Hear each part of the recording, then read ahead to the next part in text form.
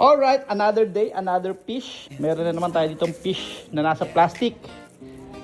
So ilalagyan na natin dito sa monster tank.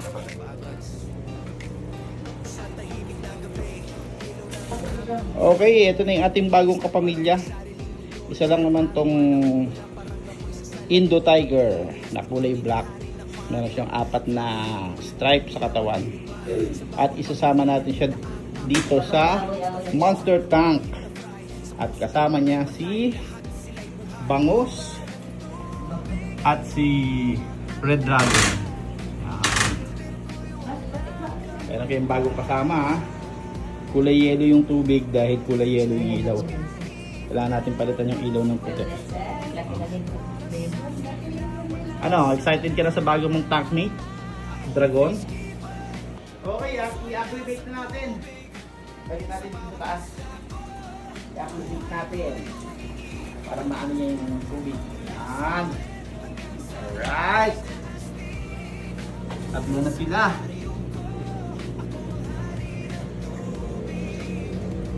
Yan o, siya si Black Mamba. I-acclimate lang natin siya ng mga 30 minutes bago natin siya i-release. Release the Mamba. The Black Mamba. Alright.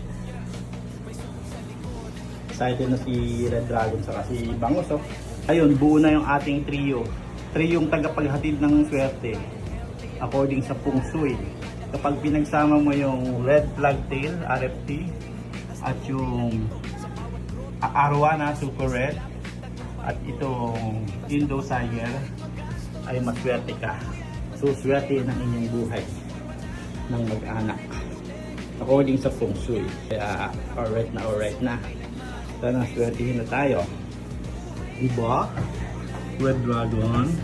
Ayun mga kaisda, it's time to release the Indo Tiger fish kasi 45 minutes halos na siya acclimate, so papakawalan na natin siya para makapiling na siya ni Red Dragon at ni Bangus. Alright. Unang langoy ni Indo Tiger. Indo Tiger is in the house. Yan, nakompleto niya na yung pampaswerte. Itong trio na to yung pampaswerte. Labas na, Indo. Bali ang pangalan nito is Black Mamba. Black Mamba, labas na. Alright. Ito na si Black Mamba. Welcome to the club. Wow. Nice. Ayan na oh. Si Black Mamba oh. Hello Black Mamba.